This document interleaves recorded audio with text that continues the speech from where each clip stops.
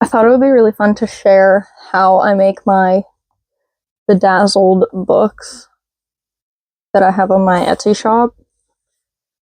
I literally have like totes of books that I'm working on. I have like this giant case of my bedazzling supplies that I wanted to show. It's kind of a tutorial,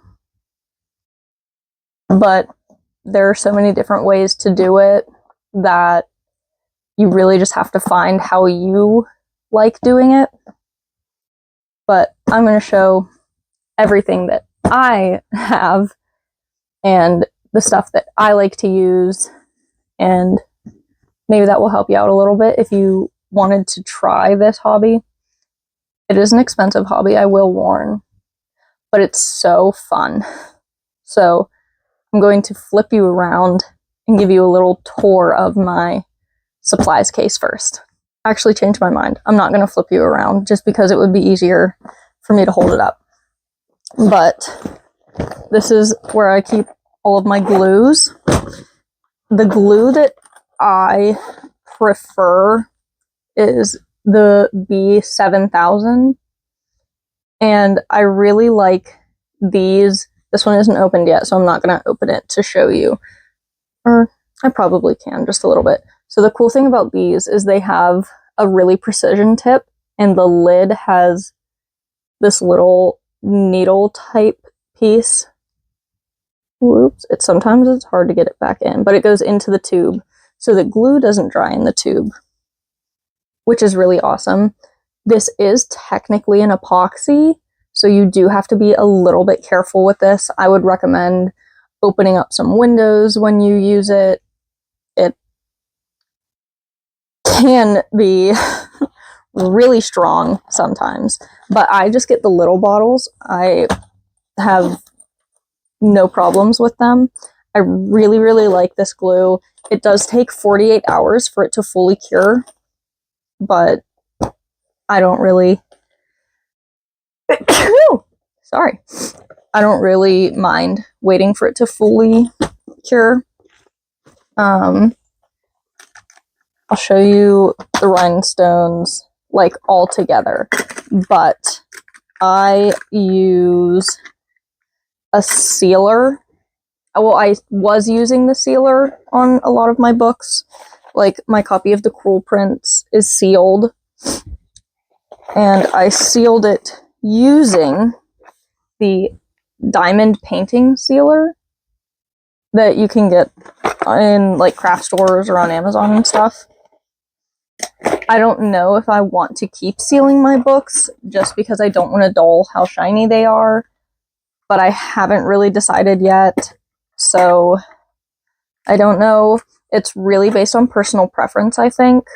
I don't mind sealing them and having them not be as insanely sparkly as long as they will stay together, but this glue is really, really nice, so I've never really had them just fall off, which is good. There are so many different types of rhinestones, so that will take forever. When I'm like actually rhinestoning, I like to use these mini wavy plates that I literally get them at the dollar store, and I'll pour the different sizes into them. It makes it so much easier. I have so many rhinestones. I'm like almost nervous to show all of my rhinestones, but we're going to do that next. So I will figure out how I'm going to do these rhinestones, and then we'll talk about those. I use a mix of different types of rhinestones. Ooh, how am I going to go about this? I'll start with the cheapest option. So the cheapest option for rhinestones is going to be plastic rhinestones. I do have some plastic rhinestones, but I'm not the biggest fan of them, so I don't think I will continue buying plastic rhinestones if I can help it. But I'll pull one of these out of here. They are literally a piece of plastic with like a coating on them to make them shiny. I do like how precise they can get the color on plastic rhinestones, but I just don't think they look as good. Oh my gosh, this container. I like to use these containers to store my rhinestones. I get these, like, stacked ones at Michael's. They come with, like, a little carrying case for them, but just to store them easier, I took them out of the cases. But I can write the size, like, I write the size of the rhinestone on the sides with a Sharpie, and then I usually write the name of the color on top. But that's the cheapest option, plastic. Another thing, if you want to get completely translucent rhinestones, like these ones, I'm not even going to open this because they are impossible to find if you drop them.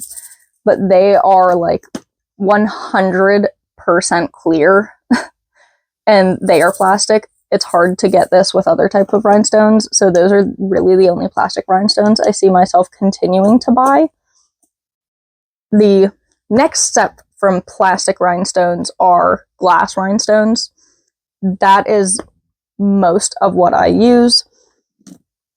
So they're pretty much the same thing. You can get them with a coating on the bottom or without it. So the coating on the bottom is basically just, wow, there it went. There it is. It has like the silver coating on the bottom, and then it has the rhinestone on the top. They are not insanely expensive most of the time, and they're very easy to find if you get the glass option. I prefer glass ones. I like that they're not insanely expensive like some rhinestones, and I like how many different colors and sizes that you can get in the glass rhinestones.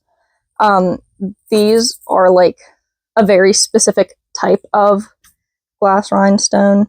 They are called AB, and it's basically a normal rhinestone, but the top of it has a coating on it to make it like color shifty. I'll see if I can show it. Like, I keep dropping them, but they have that coating on like the top that makes them special, and I think they are, there it is, I think they are super cool. You can get pretty much any color you want in an AB. AB basically just means Aurora Borealis because it tends to look like the Northern Lights. I love them. I think they are so cool.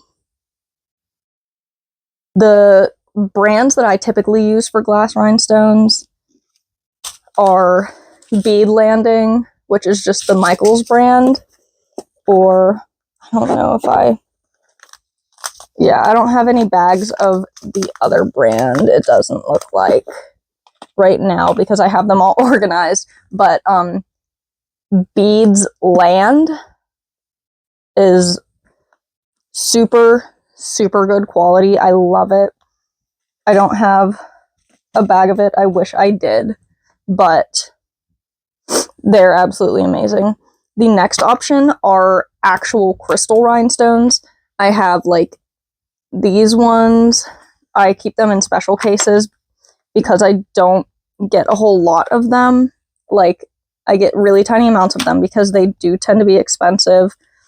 I do get the Bead Landing brand, but they are made of Austrian crystals, and they do tend to be a lot more expensive than the glass ones.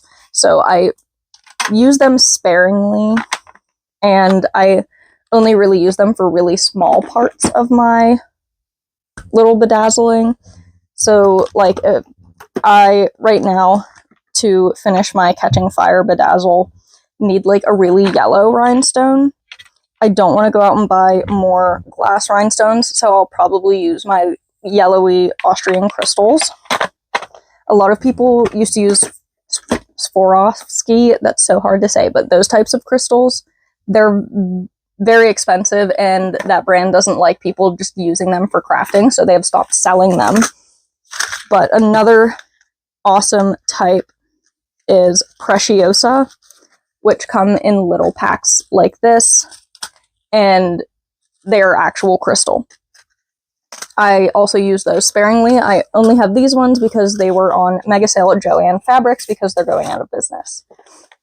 But there are so many different types of rhinestones. I have these like big bags of rhinestones too, but you don't have to have this many. I just have to go overboard on everything, so that's why I have so many of these. Next, I'm going to talk about some of the other tools that I use. So that will be like the last of the supplies, and then I'll talk about methods. So I have tried multiple supplies for this. Of course, my one pair of tweezers is over on my desk where I was working on one, but I have a pair of precision tweezers that has a curved tip. Love it. I also have these ones where you can adjust how much it will open. It is super cool. I love these precision tweezers as well. Definitely recommend those. A lot of like the B700 ones will come with small wax pencils. I have tons of these little tiny wax pencils. I like them when I'm doing really precise rhinestone placing, or like using really teeny tiny rhinestones. Like these ones are teeny. So I like to use the smaller wax pencils for those just because it makes it easier. But I also have like these you can get at Michael's. They're crystal fix positioners. It comes in this box. They're not my favorite, but they're not like terrible. They're not bad quality or anything like that. But it's also harder to get those to have like a precision tip. You can, as you can see, sharpen them. I have a specific sharpener that I only use on wax pencils, so those are nice to have. I also use these. A lot of like nail art people use these, but this is also a wax crystal positioner. Comes with this tip, and then it has a like little push tip so that you can push them into place and move them around. These wax tips, you can unscrew them and replace them. I have replacement tips for them. I have found that sometimes you have to be careful with the tips of these because they can break, and that sucks. But those are like in general what I use to place my rhinestones. I have this little tiny, I think this is a matcha spoon, but I have so many matcha spoons that I used it for this so that I could like scoop rhinestones out of containers when I was using different containers. But it's cute, so I keep it in here. So that's the gist of crystal placement tools. Now I will talk about different methods of placing rhinestones when you're doing it, which I only really do it one way, so I'll be able to show you that, but I'll talk about the other method too. There are a bunch of different ways to place rhinestones. I typically use the scatter method, but where did this come from? Oh no, one of them popped off because I grabbed it too hard, but I'll fix it. The scatter method is my favorite. I can show you an example of what the scatter method looks like on this. So the scatter method is when you use a bunch of different sizes of rhinestones and you just kind of place them randomly together, and you get this really cool textured look when you use that method. This book, I actually use the scatter method and I'm not sure the actual name for it, I call it the line method, where on the branches you can see I have like one line at a time. But you can also get like straight lines using the honeycomb method. So in the honeycomb method, you have a line and then you place another rhinestone in between two rhinestones on the row above, so it fits together kind of like honeycomb. I don't hate how those methods look, but I just really prefer the scatter method. I really like when it looks textured and cool, and I think it just gives it a lot more depth. It's really based on preference.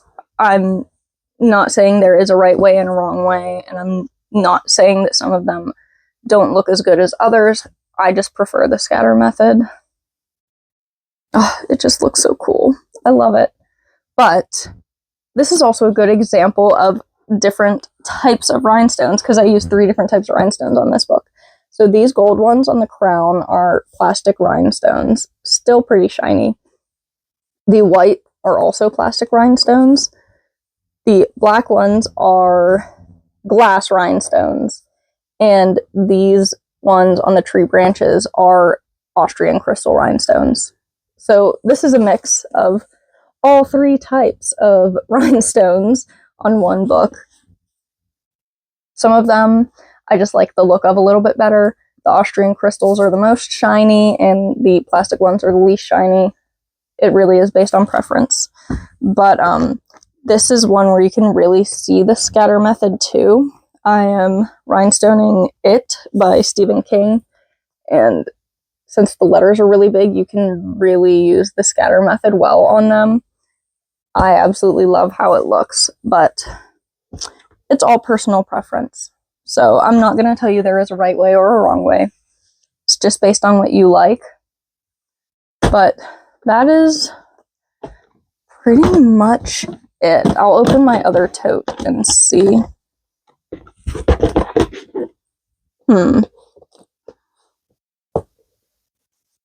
Yeah, there's not really a whole lot going on in my totes right now.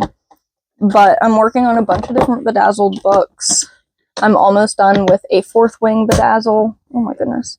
And then I have all of the Hunger Games books and the Twilight books that I want to bedazzle. So I have a lot to work on, but I like keeping busy. So that's fine by me. If you have any questions, please put them in the comments and I will be super happy to answer them for you. I can link some of the rhinestones that I like that you can buy in like bigger batches to make them cheaper in the description box. I will look for those for you. And that's pretty much it. So I hope you enjoyed this like little bedazzle how-to. If you want to see more videos of me like actively placing rhinestones, I can try to make some of those. I tend to put that stuff more on like my TikTok and my Instagram, but if you want something like that, let me know and I will definitely make it. I'm going to go get some rhinestoning and some reading done. So happy reading. I will see you on Monday. See ya.